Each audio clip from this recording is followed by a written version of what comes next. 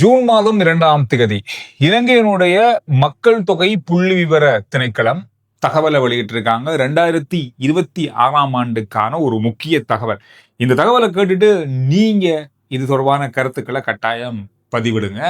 ஒவ்வொரு வருஷமும் இவங்க வெளியிடுற இந்த தகவல் அப்படின்றது நிறைய விமர்சனங்களுக்கு உள்ளாகும். அதே மாதிரி ஒரு தகவல் தான் இன்றைய நாளையும் வெளியிட்டிருக்காங்க.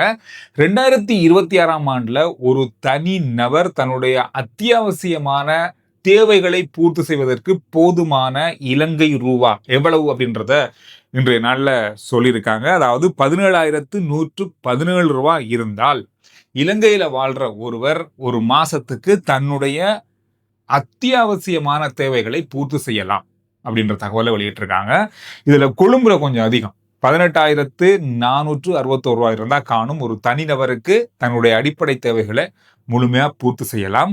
மொனராகலையில தான் ஆக குறைந்த அளவான செலவாகுது.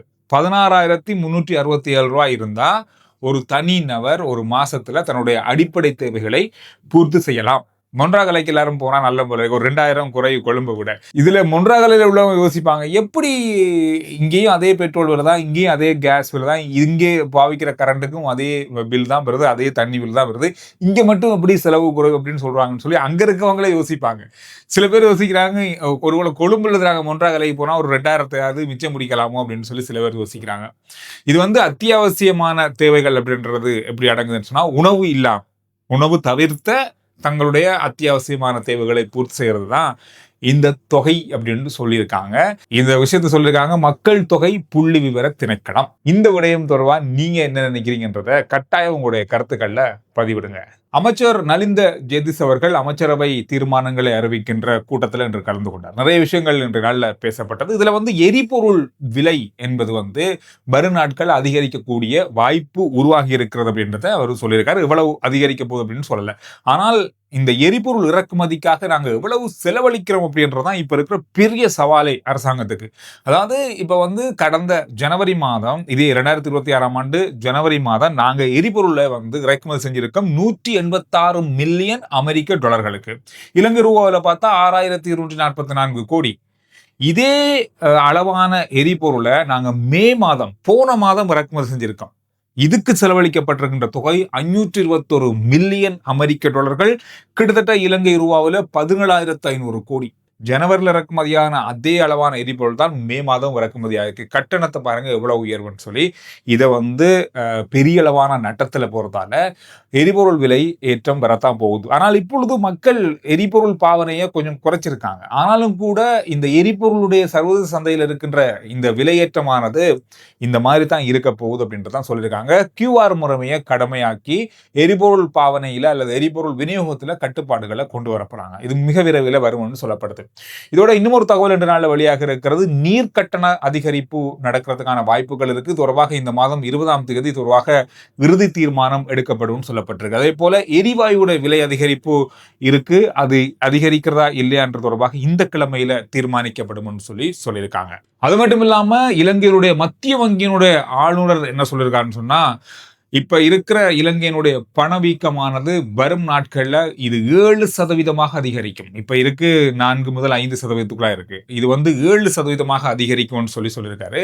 காரணம்னு சொன்னா, இப்பொழுது மத்திய கிழக்குல ஏற்பட்டிருக்கின்ற இந்த போர் சூழல், இலங்கையில் ஏற்பட்டிருக்கின்ற இந்த பொருளாதார சிக்கல், இது எல்லாத்தையும் சேர்த்து பார்க்கும்போது 7% நெருங்கும் அப்படின்னு சொல்லியிருக்காரு. இது ஒரு பெரிய ஒரு விஷயத்த கொண்டு வரும். இதனால பொருட்களுடைய விலை, டாலர் பெறுமதி, இந்த மாதிரியான நிறைய விஷயங்களை பார்க்கக்கூடியதாக இருக்கும். இந்த நிலையில நேற்றைய நாள்ல இடம்பெற்ற விபத்து, டான்சல் வாங்கி கொண்டிருந்த மக்கள் மீது மோதிய கப்ரக வாகனம் தொடர்பான பலதரப்பட்ட தகவல்கள் இன்றைய நாளிலையும் வெளியாக இருக்கிறது. அந்த கப்ரக வாகனத்தை செலுத்திய சாரதிக்கு சாரதி லைசன்ஸ் இல்லைன்னு சொல்லப்பட்டிருக்கிறது.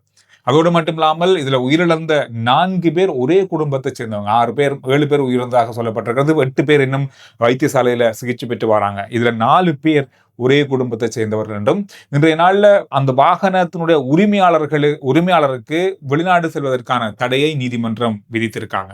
இதோடு மட்டுமில்லாமல் கைது செய்யப்பட்ட சாரதி கொலை குற்றம் என்ற அடிப்படையிலான அவருக்கு அந்த குற்றச்சாட்டு சுமத்தப்பட்டு வழக்கு பதிவு செய்யப்பட்டிருக்கிறது. இனி வருகின்ற காலங்களில் போதைப் பொருள் தொடர்பாக அல்லது மது போதையில வாகனம் செலுத்தி இந்த மாதிரி உயிர் சேதங்களை ஏற்படுத்துறவர்களுக்கு எதிராக கொலை குற்ற வழக்கு தாக்கல் செய்யப்படும் என்ற தகவல் வெளியாக இருக்கிறது. இது ஒரு முக்கியமான விஷயம்.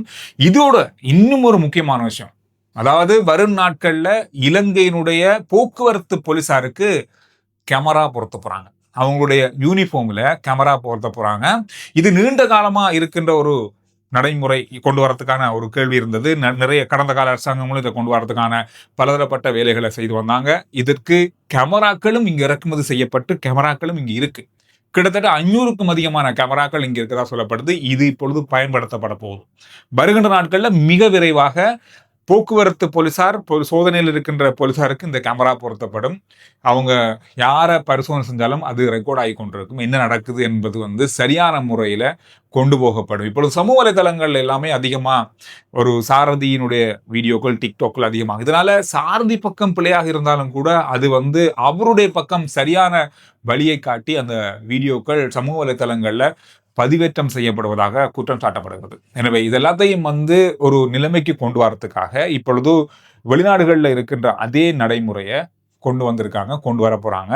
இது ஒரு நல்ல விஷயமாக இருக்கும். காரணம், நிறைய உண்மையான விடயங்களை கண்டறியக்கூடியதாக இருக்கு கொண்டு வர போறாங்க. இது ஒரு நல்ல விஷயமாக இருக்கும். 2 சிங்கள பத்திரிகைகள் இன்றைய நாள்ல செய்தியை வெளியிட்டிருக்காங்க. அதாவது புத்தளம் வான்பரப்பில நேற்று அதிகாலை வேளையில சில ஏவுகணைகள் போன்ற சில கருவிகள் வானில் தென்பட்டது. இது தொடர்பான புகைப்படங்களோட இந்த பத்திரிகை 2மே இன்றைய நாள்ல செய்தியை வெளியிட்டிருக்காங்க. இது தவறுதலாக வந்ததா, இல்லது இப்பொழுது ஈரான் அமெரிக்காவுக்கு இடையில் இடம்பெற்றுக் கொண்டிருக்கின்ற, லெபனான் நாடுகளுக்கு இடம்பெற்றுக் கொண்டிருக்கின்ற, மத்தியர்களுக்கு எதிராக இடம்பெற்றுக் கொண்டிருக்கின்ற இந்த ஏவுகணை தாக்குதல்களுக்கு பயன்படுத்தப்படுகின்ற ஏவுகணை தான் புத்தளத்தினுடைய வான்பரப்பின் மூலமாக தென்பட்டதா என்பது தொடர்பான முழுமையான தரவுகள் இதுவரையில வெளியாகல. ஆனால் ஏவுகணை போன்ற சில கருவிகள் நேற்று அதிகாலை வேளையில், அதாவது இன்று அதிகாலை வேளையில உணரப்பட்டதாக இந்த பத்திரிகைகள் 2ம் செய்தி வெளியிட்டிருக்காங்க. இதோட இப்பொழுது நாட்டில் ஏற்பட்டிருக்கின்ற மூளை காய்ச்சல் காரணமாக பாதிக்கப்படும் சிறுவர்கள் மீது அவதானம் செலுத்துமாறும், பாடசாலை மாணவர்கள் மீது அவதானம் செலுத்துமாறும் கேட்டுக்கொள்ளப்பட்டிருக்கிறது. குறிப்பாக முடிந்தளவு தண்ணியை சுட வச்சு குடிப்பதற்கு பரிந்துரை செய்யப்பட்டிருக்கிறது. சிறுவர்களுக்கு வழங்குகின்ற உணவுகள்லையும் கவனம் செலுத்துமாறும் கேட்டுக்கொள்ளப்பட்டிருக்கிறது. இது 2 விஷயத்தாலும் தான் இந்த காய்ச்சல் அல்லது இந்த தொற்று பரவுவதாக கண்டறியப்பட்டிருக்கிறது. சுகாதார பிரிவினுடைய அறிவித்தலாக இருந்தது. நேற்று நாளும் இன்றைய நாளும் இதே தகவலை அவங்க சொல்லியிருக்காங்க. அமெரிக்காவால இலங்கைக்கு வழங்கப்பட்ட 10 ஹெலிகாப்டர்கள் இன்றைய நாளில் கடல் வழியாக இலங்கை வந்தடைந்திருக்கிறது. ரத்னால விமான நிலையத்தில் இது வைக்கப்பட்டிருக்கிறது. பரிசோதனைகள் செய்யப்பட்டு இது விமானப்படைக்கு கையளிக்கப்பட போகுது. இன்றைய நாள் தொடர்பான செய்திகளை பார்க்கக்கூடியதாக இருந்தது. அதோடு கடந்த 2 நாட்கள்ல, கடந்த 3 நாட்கள்னு சொல்லலாம், இல்லை வார இறுதி நாட்கள்ல மது போதையில வாகனம் செலுத்தி பிடிபட்ட சாரதிகள் 74 பேர் கைது செய்யப்பட்டிருக்காங்க. இது கிட்டத்தட்ட பல இடங்கள்ல சொல்லப்படுது, இலங்கையினுடைய இந்த 3 நாட்கள்ல இருந்தவர்கள்ல ஒரு 2-3% தான். ஆனால் பிடிபட்டதே பெரிய விஷயம். இந்த மாதிரி கைது நடவடிக்கைகள் தொடர்ச்சியாக இடம்பெற வேண்டும். அதனால இந்த விபத்துக்களை தடுப்பதற்கு நடவடிக்கை எடுக்கலாம். அதோடு போலீசாருடைய இன்னொரு தகவல் என்னன்னு சொன்னா, கடந்த நாட்கள்ல ஏற்படுத்தப்பட்ட விபத்துக்கள்ல 90% விபத்துக்கள் மது போதையில வாகனம் செலுத்தியவர்களால ஏற்படுத்தப்பட்டவை என்பதுதான். அதோட போதைப் பொருள் பாவனையால ஏற்படுத்தப்பட்ட விபத்துக்கள் தான் அதிகமாகவே. இதுல வாகனங்கள்ல போனவங்க ஒன்றோடு ஒன்று மோதியோ அல்லது வாகனங்களுக்குள்ள இருந்து விபத்துக்களால் உயிரிழந்தவங்களை விட பாதசாரிகள் அதிகமாக உயிரிழந்திருக்காங்க. இதுதான் இங்க இருக்கிற ஆபத்தான விஷயமே. அதாவது வாகனங்களை பிழையான முறையில் ஓடி பாதசாரிகள் மீது மோதி இந்த மாதிரி பல விபத்துக்களால் தான் அதிகமான உயிரிழப்புகள் ஏற்பட்டிருப்பதாக கணக்கிடப்பட்டிருக்கிறது. பாதை விதிமுறைகள்ல பலதரப்பட்ட மாற்றங்களை கொண்டு வர வேண்டும் என்ற கோரிக்கை இப்பொழுது முன்வைக்கப்பட்டு இந்த மாதிரி நிறைய விஷயங்களை இன்றைய நாளில் பார்க்கக்கூடியதாக இருந்தது. இந்த விஷயங்கள் தான் கடந்த மணித்தியாலங்களையும் இன்றும் பார்க்கப்பட்ட செய்திகளுடைய சுருக்கம். ஆர்ஜி சந்துரு ரிப்போர்ட் வாட்ஸ்அப்பினுடைய லிங்க் முதல் கமெண்ட்ஸ்ல டிஸ்கிரிப்ஷன் இருக்கு. வாட்ஸ்அப் மூலமான சுருக்கமான செய்திகள் நீங்க விரைவாக அறிந்து கொள்ள விரும்பினா ஃபாலோ பண்ணுங்க. சுருக்கமான செய்திகளை நீங்க அதில் பார்க்கலாம்.